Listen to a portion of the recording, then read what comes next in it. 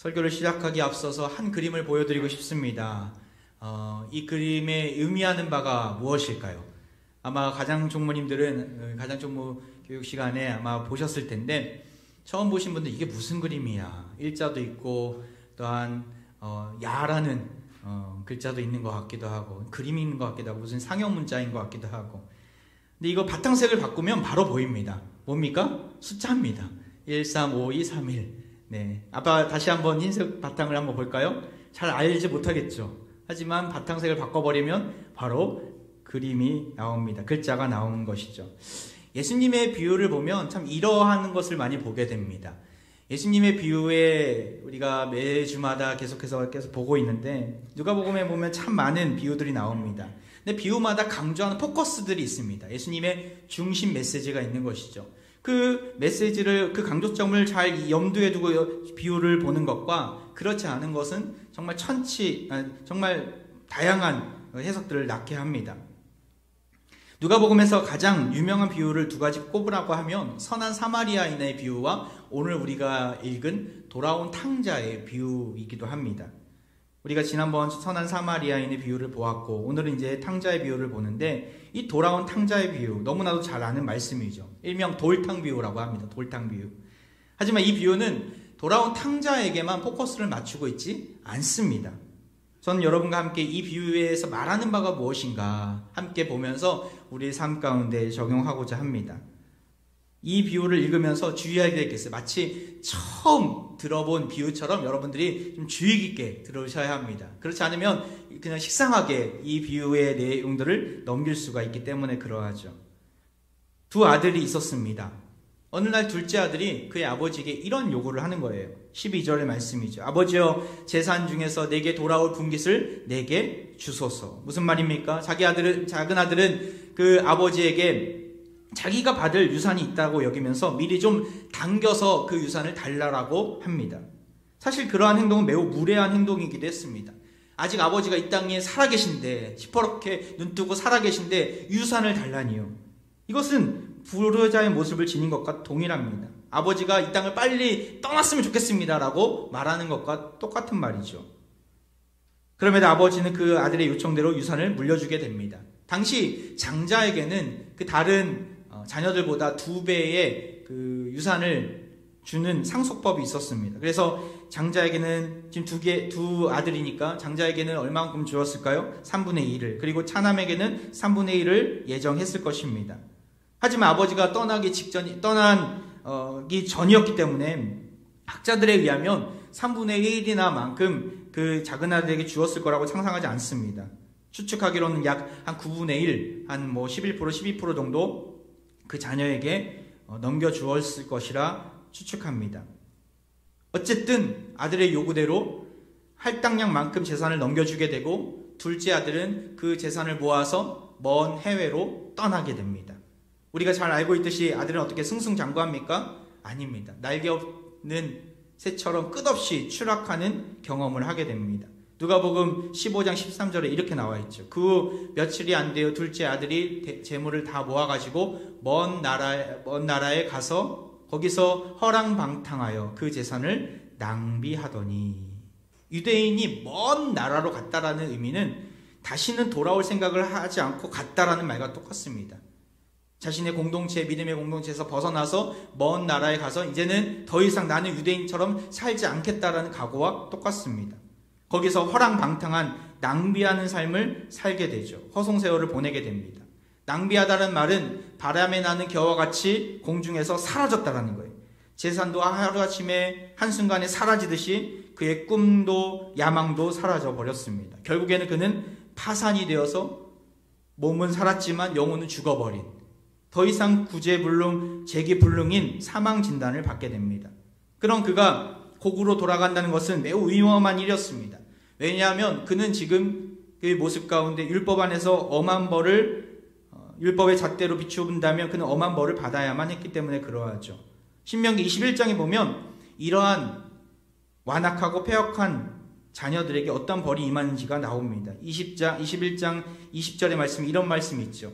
우리의 이 자식은 완악하고 패역하여 우리 말을 듣지 아니하고 방탕하며 술에 잠긴 자라 하면, 21절, 그 성읍의 모든 사람들이 그를 돌로 쳐 죽일지니. 그는 돌로 쳐 죽임받아도 마땅한 자가 되어버렸죠. 하지만 그도 이런 율법을 알았지만 더 이상은 이 머나먼 타국에서 혼자 쓸쓸히 살아갈 수가 없었습니다. 버틸 수가 없었어요. 재물도 다 날려버리고 더군다나 흉년까지 들어서 일자리를 먹을 것을 찾는 것은 불가능했습니다. 돼지들이나 거지들이나 먹는 쥐업 열매를 찾는 것조차가 너무나 힘들었고 눈은 뜨고 있었지만 이미 산송장처럼 죽은 채 하루하루를 버티고 있었기 때문에 그러하죠. 유대인이 돼지틈에 껴 있는 자체가 이미 죽은 겁니다. 사실은 갈 때까지 간 유대인의 그리고 작은 아들의 모습을 우리는 보게 됩니다. 너무나 처량하고 한심했습니다. 이러한 생각이 스쳐 지나갑니다. 그에게 어떤 생각이 스쳐 지나갑니까? 15장 18절 19절 내 아버지 내가 하늘과 아버지께 죄를 지었사오니 지금부터는 아버지의 아들이라 일컬음을 감당하지 못하겠나이다. 나를 품꾼의 하나로 보소서 하리라 하고 죄를 지었기 때문에 아들의 신분을 포기하고 노예로 살아가야 되겠다. 염치 없지만 아버지께로 돌아가야 되겠다. 그렇다면 끼니를 해결할 수 있을 것이라 그는 여겼던 거죠. 너무나 안타까운 현실입니다. 아무런 희망도 없고 솟아날 구멍도 없는 현실. 흉년은 더더욱 그의 마음을 메마르게 만들었습니다. 요즘 우리네 삶의 모습은 그러한 모습 없습니까?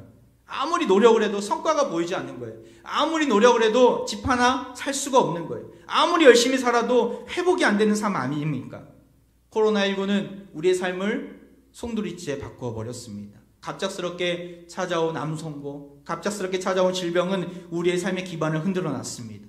처음에는 극복할 수 있으리라 생각을 했는데 처음에 몇 달 지나면 다시 정상으로 돌아올 수 있을 거라 생각했는데 어떻습니까?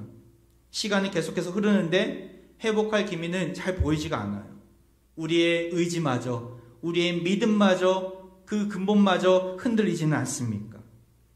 이때 우리는 어떻게 해야 합니까? 포기해야 합니까? 그냥 절망 가운데 그 수렁텅이에 허우적대면서 그냥 모든 것을 다 포기해야 합니까?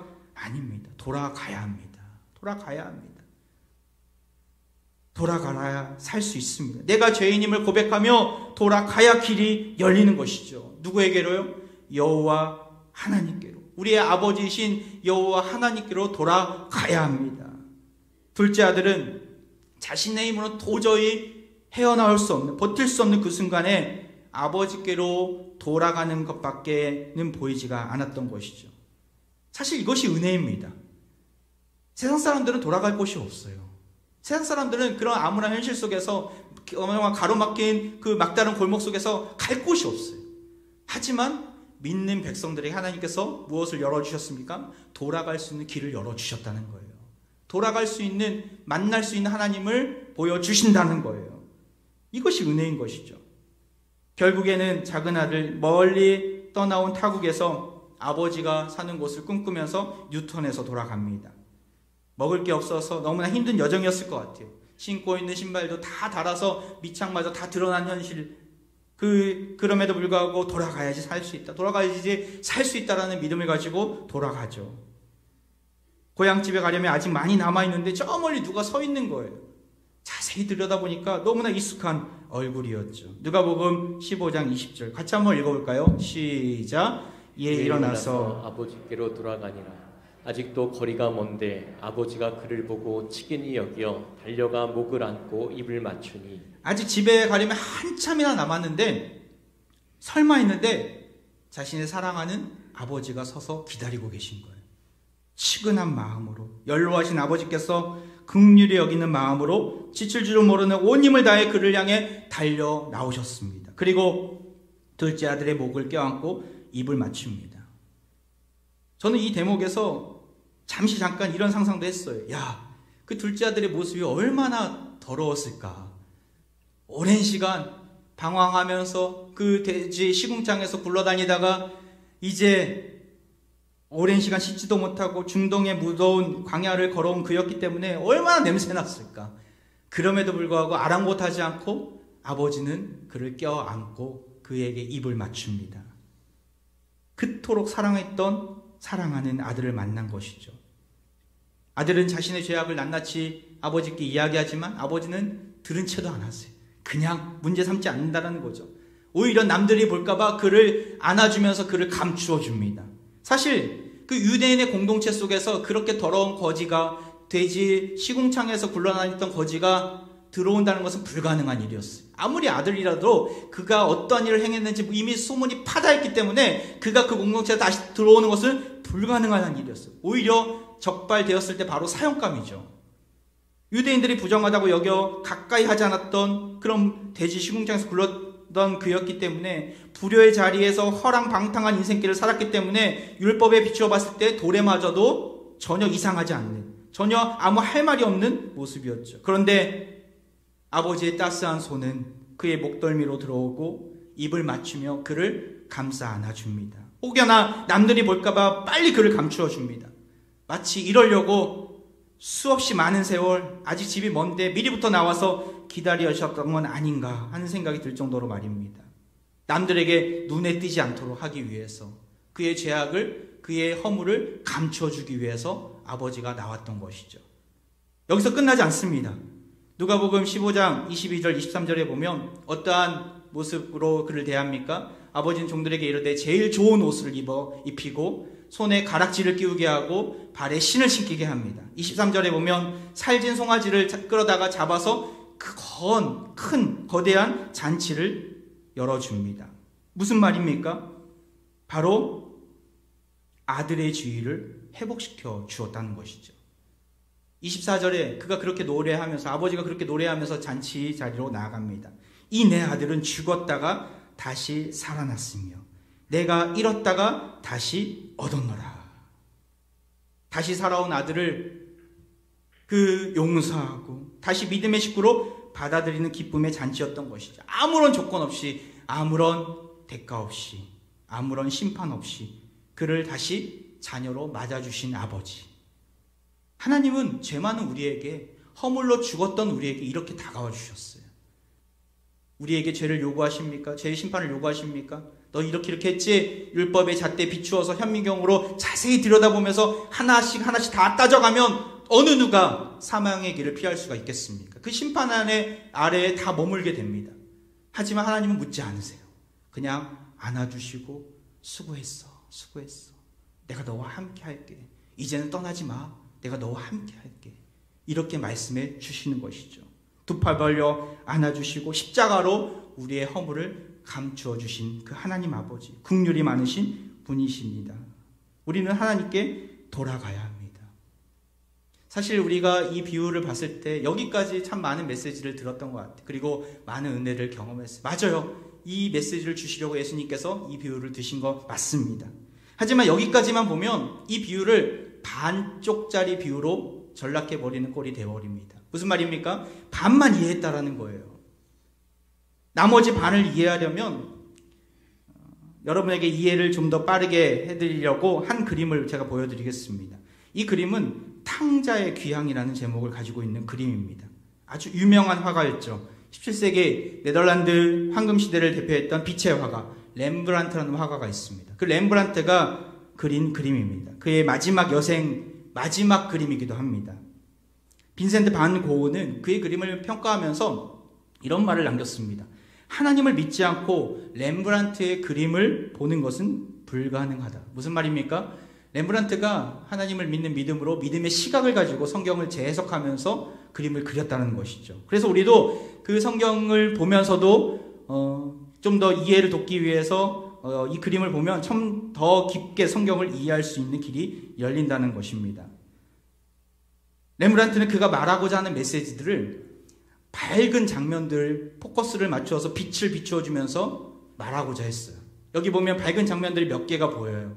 그 중에 하나는 아버지의 손입니다. 아버지의 손을 한번 깊이 한번 보시기 바랍니다.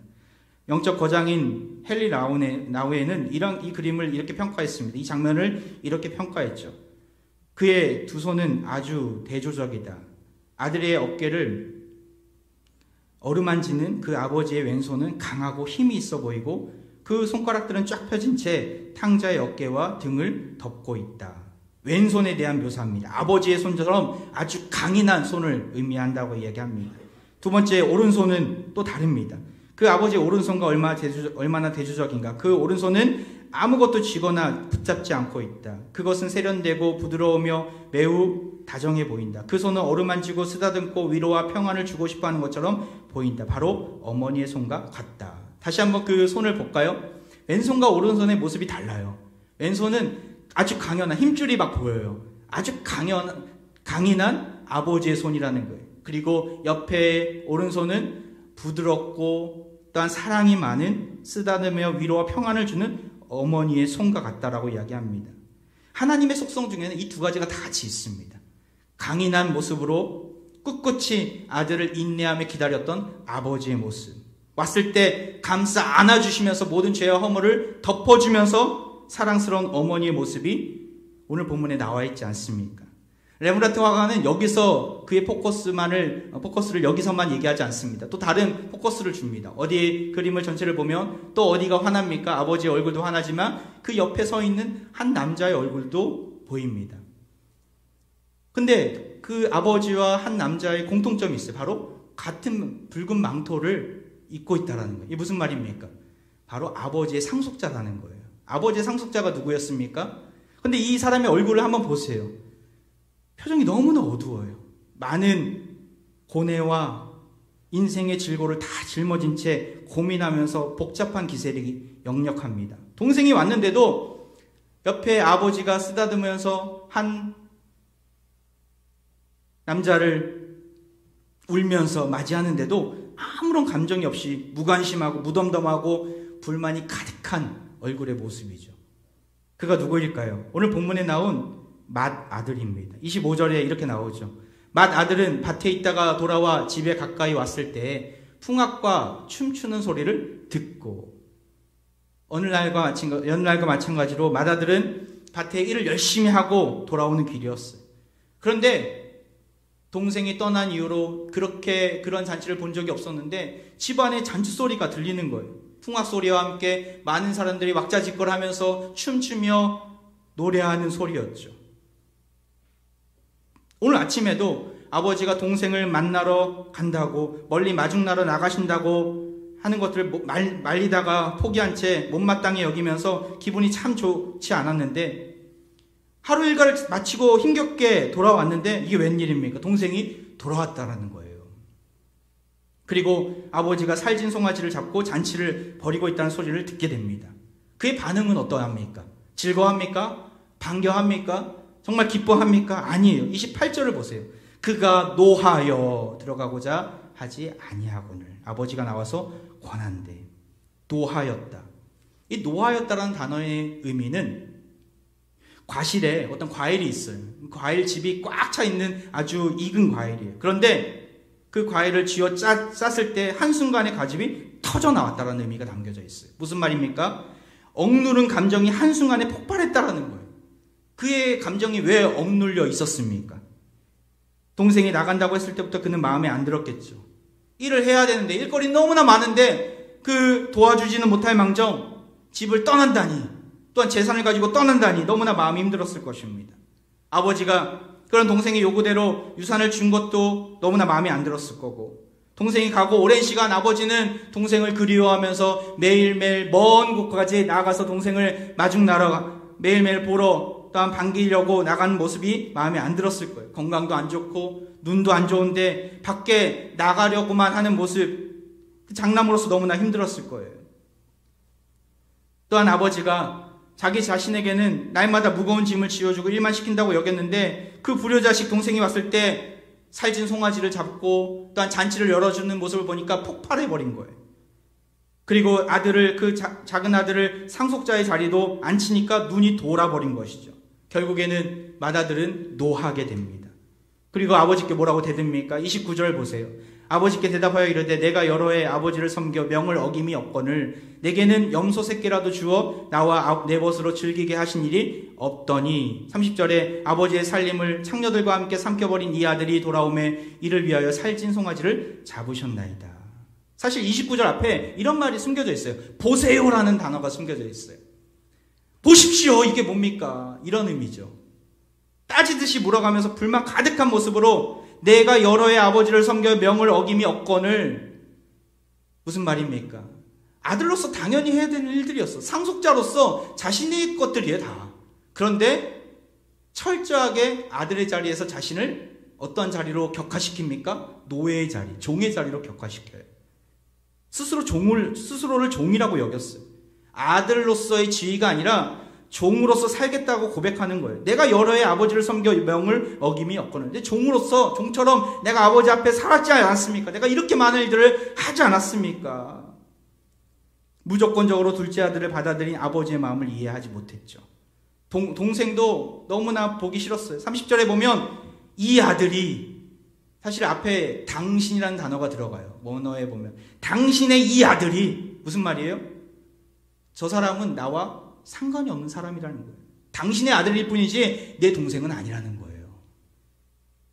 더 이상은 내 동생이 아닙니다. 선을 그어버리죠. 아버지의 마음이 어땠을까? 큰 불효를 저지르는 그 맏아들의 모습을 보게 됩니다. 그는 집안에 있던 탕자였죠. 집 안에 거했던 아버지의 마음을 아프게 한 자였어요. 둘째 아들이 집 떠난 탕자로 아버지의 마음을 찢어놨듯이 맏아들은 집 안에 있으면서 아버지의 마음을 너무나 아프게 했어요. 스스로 아버지와 아들과의 관계를 끊어버린 자였어요. 그런데 참 놀라운 일이 벌어져요. 그럼에도 불구하고 그 아버지는 어떻게 그를 대합니까? 31절을 보세요. 예, 너는 항상 나와 함께 있으니 내 것이 다 네 것이로되. 예라는 단어가 들어가죠. 무슨 말이에요? 너는 여전히 나의 아들이야. 너는 남이 아니야. 넌 나의 종이 아니야. 넌 여전히 나의 사랑하는 아들이란다. 이것을 지금 그에게 알려주게 되죠. 항상 나와 함께 있지 않니? 이것으로 만족해야 된다. 나아가서 그 뒷부분에 보면 32절에 보면 내 동생은 죽었다가 살아났으며, 내 동생이란다. 남이 아니야. 내 동생이야. 봐봐. 내 동생 아니니? 우리는 같이 즐거워하고 같이 기뻐하며 이 잔치를 누릴 수 있단다. 그에게 끊임없이 이야기를 하며 그를 안아주고 있습니다. 누가요? 아버지가 말입니다. 아버지에게 있어서 맏아들은 여전히 사랑하는 아들이었던 것이죠. 내 동생이 죽었다가 살아났기에 함께 즐거워하고 기뻐해야 함이 마땅하다고 하면서 따스한 언어로 그를 품어주고 있습니다. 집 떠난 탕자도 아버지는 긍휼과 자비로 품어주었어요. 집 안에 있는 탕자도 맏아들에게도 아버지는 여전히 넌 내 아들이란다. 사랑으로 품어줍니다. 이 비유의 주인공이 누구입니까? 돌아온 탕자입니까? 집 안에 있는 탕자입니까? 아니에요. 이 비유의 주인공은 사랑으로 품어주시는, 긍휼과 자비를 베풀어주는 아버지인 것이죠. 이 비유를 예수님이 왜 하시게 되었습니까? 배경을 이해하면 그 주변 것들을 보면은 좀 더 다 명확하게 볼 수 있어요. 15장 1절 2절 같이 한번 볼까요? 읽어보겠습니다. 시작. 모든 세리와 죄인들이 말씀을 들으러 가까이 나아오니 바리새인과 서기관들이 수군거려 이르되 이 사람이 죄인을 영접하고 음식을 같이 먹는다 하더라. 예수님은 수시로 세리와 죄인들과 함께 식탁의 교제를 나누었어요. 당시 식탁의 교제를 나눈다는 것은 한 가족이라는 뜻이에요. 유대인의 공동체에 받아준다라는 말이에요. 제자의 공동체에 받아주었던 것이죠. 자신들이 정죄한 자를 예수님이 가까이 하는 게 싫었던 자들이 있었죠. 바로 바리새인과 서기관들이었어요. 예수님은 이 비유를 통해서 하나님은 너희들도 받아주었고 저 죄인과 세리들도 다 받아주었는데 왜 너희들은 그들을 받아주지 못하느냐. 이것을 예수님은 말씀하고자 하신 것이죠. 왜 품지 못하는가 깨닫게 하시는 것이에요. 이 시대를 살아가는 우리는 어떻습니까? 품어주고 있습니까? 용서하고 있습니까? 긍휼과 자비를 베풀고 있습니까? 골로새서 3장에 보면 하나님이 우리에게 어떠한 일을 행하셨는지가 나옵니다. 12절에 보면 하나님이 우리를 택하사 거룩하고 사랑받은 자처럼 우리를 택하시지 않았습니까? 우리가 무엇이간데 너무나 나약하고 연약하고 허랑방탕한 인생을 살았던 우리인데 너무나 더러운 투성이었고 죄와 돼지의 그 더러운 것들에 묻혀서 살았던 우리이지 않습니까? 그런데 우리를 택하셨고 우리를 사랑으로 받아주셨어요. 13절에 이런 말씀이 있어요. 주께서 너희를 용서하신 것 같이 우리를 용서하시지 않았습니까? 십자가의 보혈의 피로 말미암아 우리를 용서해 주시고 우리의 죄를 물어보지 않으세요. 우리가 어떤 죄악 가운데 있더라도 주님께서 한번 택하신 이상 우리를 놓지 않으신다는 거예요. 그리스도의 사랑에서 끊을 수 없으리라. 그렇다면 우리에게 요구하시는 것이 무엇입니까? 우리를 택함 받은 백성들이, 사랑받은 백성들이, 용서받은 백성들이 해야 될 일들이 무엇입니까? 바로 13절에 골로새서 3장 13절에 나온 것처럼 서로 용납하고 피차 용서하되, 14절에 이 모든 것 위에 사랑을 더하라. 할렐루야. 사랑을 더하시기 바랍니다. 용납하고 용서하시길 바랍니다. 하나님 나라는, 그 하나님 나라의 잔치는 큰 아들 것만도 작은 아들 것만도 아닙니다. 우리 모든 자녀들의 것입니다. 주어지는 분깃도 마찬가지입니다. 아버지의 것이 곧 아들의 것인 것이죠. 제가 예전에 그런 얘기를 한 적이 있었어요. 몇 년 전에 교회에서 주신 그 차를 지금은 타고 있지만 부교육자 때는 작은 경차를 하나 몰고 다녔습니다. 하루는 애들이 5살, 8살 때였던 것 같아요. 비좁은 차 뒤에서 카시트에 앉아서 서로 막 싸우는 거예요. 아, 무슨 일이냐고, 왜 싸우냐고, 그만 좀 싸우라고 제가 막 뭐라고 그랬는데 저한테 물어보는 거예요. 아빠는 언제 죽냐고. 아니 무슨 말이냐, 왜 죽냐, 내가 하나님 부르시면 가야지, 무슨 말이냐 하니까 자기들이 싸웠대요. 이 차를 아빠 죽으면 갖겠다고, 이 경차를 갖겠다고, 이 오래된 차를 갖겠다고 싸웠대요. 참 우리 차 너무 좋다고. 몇 년 지난 얘기고, 옛날에 한번 제가 설교 시간에 나눈 적이 있었는데 어떤 분이 저희 아들만 보면 그 생각이 난다고, 웃겨 죽겠다고 이야기를 하신 분이 계시더라고요. 그 얘기를 듣고 어떤 분은 자기 딸은 지금 대학생인데 벌써부터 집을 물려줄지 안 물려줄지 이거에 관심이 많이 있어서 참 고민이라고 하시는 분도 계시더라고요. 안타까운 현실이 아닐 수가 없습니다. 우리 인간의 마음이 그렇습니다. 저희 아이들이 매정하고 악한 게 아니라 세상 사람들, 모든 사람들의 마음이 그러합니다. 하나님은 그런 마음까지도, 그런 연약함까지도 아시고 받아주시고 함께 즐거워하자 하십니다. 그 차가 누구 거냐가 중요한 게 아니라 그 차에 같이 타고 있는 것 자체가 귀한 것이죠. 함께 하나님 나라의 잔치에 참여하고 있는 자체가 귀하고 복된 일인 것이죠. 하나님의 긍휼로 우리는 이 자리에 있는 줄 믿습니다. 하나님의 긍휼로 택함 받은 백성들 함께 모여 예배하는 줄 믿습니다. 그 사랑과 은혜를 안다면 우리가 어떻게 가야 합니까? 우리보다 연약한 자들, 우리가 용서하지 못했던 자들이 있다면 그들에게 손을 내밀어야 합니다. 제자반 식구 중에 한 분이 예수님의 사랑, 예수님의 용서, 예수님의 그 십자가의 사랑을 깊이 묵상하다 보니까 자기와 등을 돌렸던 시누이가 생각이 났던 거예요. 그래서 이번에 김장을 하면서 시누이와 함께 김장을 하면서 손을 내밀은 거예요. 예전에 있었던 연약한 부분들을 같이 나누고 안아주고, 안아주니까 시누이도 울고 본인도 울고 하면서 서로 화해했다라는 그런 고백을 하시더라고요. 너무나 감사한 일이 아닐 수가 없더라고요. 12월 한 달, 이제 한 달밖에 남지 않았습니다. 한 달도 채 남지 않았습니다. 어떻게 이 한 해를 멋지게 마무리할 수 있겠습니까? 내 주위에 내가 편견을 가지고 있었던 자들이 있다면, 내가 용서하지 못했던 자들이 있다면, 내가 등을 돌렸던 자들이 있다면 먼저 다가가시길 바랍니다. 주님은 우리에게 먼저 다가와 주셨고 묵묵히 그 자리를 지켜주셨습니다. 우리가 주님께 돌아갔을 때 주님은 우리를 반겨주셨고 우리를 안아주셨습니다. 우리 공동체 안에, 우리 가족 중에, 내가 속한 관계 속에서 함께하는 지체들 중에 우리의 사랑과 우리의 용서와 우리의 긍휼이 필요한 분들이 있다면 먼저 사랑하고 먼저 용납하기를 원합니다. 말씀을 마무리합니다. 이 땅에는 두 부류의 사람들이 있습니다. 집 떠난 탕자가 있고 집 안에 있는 탕자가 있습니다. 하나는 아주 못되게 행동했고 하나는 착한 행동으로 포장한 못된 행동이었죠. 둘 다가 탕자예요.